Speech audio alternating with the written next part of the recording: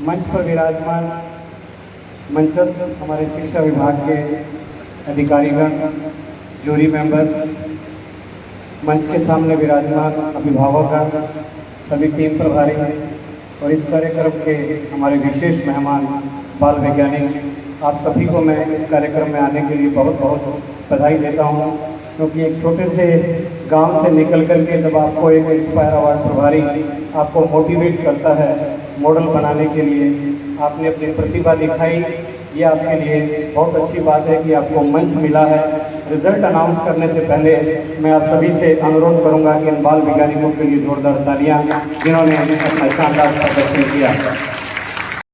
शिक्षा हनुमानगढ़ रेडियो साहब अजय भार्गव, SDPO को सम्मानित जूरी सदस्यगण, हमारे हनुमानगढ़ जिले से विभिन्न ब्लॉक से आए हुए संस्था प्रधान,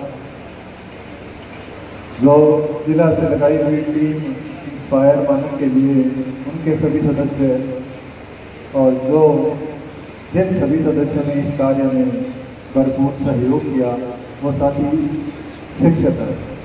प्यारे बच्चों, भावी वैज्ञानिक, उनके साथ पधारे हुए समस्त अभिभावक, आप सबका हमारे इस विद्यालय की ओर से इस कार्यक्रम में का आयोजन किया गया। इसमें आपने बहुत सी नई नई जो प्रतिभाएं थी, जो नए आइडिया थे, वो मंच के माध्यम से प्रेषित किए। आज के इस कार्यक्रम में हमारे सभी प्रतिभागी, अभिभावक, मार्गदर्शक, शिक्षक सबका अभिनंदन। 220 आइडिया गत वर्ष चयनित हुए, जिसमें से 150 प्रतिभागियों ने यहाँ पर अपने मॉडल और अपने आइडियाज प्रदर्शित किए। आशा करते हैं कि इनमें से काफ़ी आइडियाज गत वर्षों की भांति नेशनल लेवल तक जाएंगे।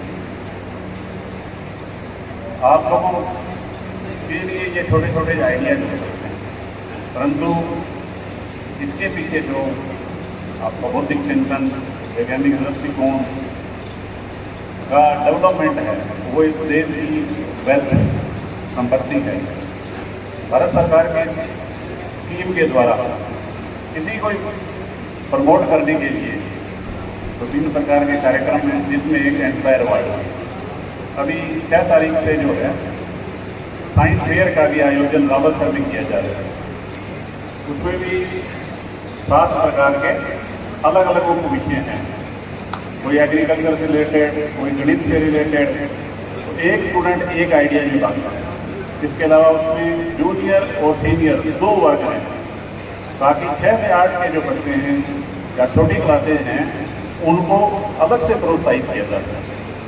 इसके अलावा उसमें 2 इवेंट हो रहे हैं मॉडल्स के अलावा, एक क्विज प्रतियोगिता जो जूनियर वर्ग के लिए है, और दूसरी सेमिनार जो कि एक भाषण प्रतियोगिता है, वो 9 से 12 के बच्चों के लिए है।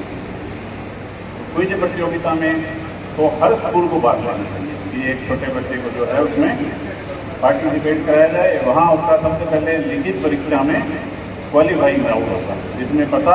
अब ना जब मैं इवैल्यूएशन कर रही थी, मैंने बहुत सारे स्टूडेंट से पूछा कि इंस्पायर मानक क्या होता है। किसी को भी नहीं पता कि इंस्पायर मानक क्या होता है, तो मैं आपको बताती हूँ इंस्पायर मानक क्या होता है। इंस्पायर मानक गवर्नमेंट की एक स्कीम है, जिसमें हर स्कूल अपने स्कूल से 5 स्टूडेंट्स के आइडियाज़ को इंस्पायर के पोर्टल में सबमिट करता है। आपके भी ऐसे आइडियाज़ सबमिट किए गए होंगे लास्ट ईयर। उसके बाद 10 लाख आइडियाज़ हमारे पास पिछली बार आए थे, उनमें से 10% स्टूडेंट्स को सेलेक्ट किया था जिला स्तरीय प्रदर्शन के लिए। जो जैसे आप लोग यहाँ पर आए हो ना, वैसे पूरे भारत से 10% स्टूडेंट्स को सेलेक्ट किया गया था, जिसमें 1 लाख स्टूडेंट सेलेक्ट हुए थे और उन्होंने डिस्ट्रिक्ट लेवल पर अपने प्रोटोटाइप को प्रेजेंट किया है। अब देखो, मैं तुम्हें एक छोटी सी बात बताती हूँ कि इंस्पायर मानक में किस तरीके के प्रोटोटाइप को आपको शो करना होता है। हमें ऐसे आइडियाज नहीं चाहिए जो पहले से ऑलरेडी बने हो और आप उसको यहाँ पर आके प्रेजेंट कर दें। बहुत सारे बच्चों ने YouTube से ही देखा होगा इंस्पायर मानक में कैसे कैसे आइडियाज को सबमिट करते हैं, है ना? Very good. कौन निकला है? यानी चाहिए होते, हमें अपने आसपास के प्रॉब्लम्स को देखना है। देखो छोटा सा रबड़ होता है, रबड़ पता है जो चोटी में लगाते हैं। किसी ने तो सोचा होगा ना कि जब लड़कियां अपने बाल खुले रखती है तो उन्हें कितनी प्रॉब्लम होती होगी, तो उसने एक छोटा सा रबड़ बनाया है, तो इतनी छोटी चीज लेकिन कितने काम की चीज है। दूसरे एग्जाम्पल, पहले जो माताएं बहनें होती थी वो हाथ से रोटी सेका करती थी, लेकिन किसी ने तो सोचा होगा ना कि हाथ जब रोटी सेकते तो हाथ जल जाते हैं, कुछ ऐसी चीज करनी चाहिए जिससे हाथ न जले, तो चिमटा बनाए। ठीक है, तो कैसे आइडियाज को सबमिट करते हैं इंस्पायर मानव के पोर्टल पे। घोड़े में जाया करते थे, किसी एक स्थान से दूसरे स्थान में जब जाना होता था, फिर बाइक आई, कार आई, एरोप्लेन आए, अब तो कहीं भी जा सकते हैं थोड़ी देर के लिए में। तो छोटी छोटी चीज़ें हम अपने आसपास प्रॉब्लम देखें कि हमारे आसपास क्या प्रॉब्लम है, उन प्रॉब्लम्स को देखकर हम क्या उसके लिए सोल्यूशन निकाल सकते हैं। आपको यही करना है, अपने आसपास प्रॉब्लम देखनी है, फिर देखना है कि इसका क्या सोल्यूशन हो सकता है। जब आपको सोल्यूशन मिल जाए उसके बाद आपको वो आइडिया सबमिट करना है। अब देखो आप लोगों के पास और भी अपॉर्चुनिटी है, जो इंस्पायर मानक है, अब 11th और 12th के स्टूडेंट्स भी उसमें अपने आइडियाज को सबमिट कर सकते हैं। सभी का जिला शिक्षा अधिकारी कार्यालय की तरफ से बहुत बहुत स्वागत।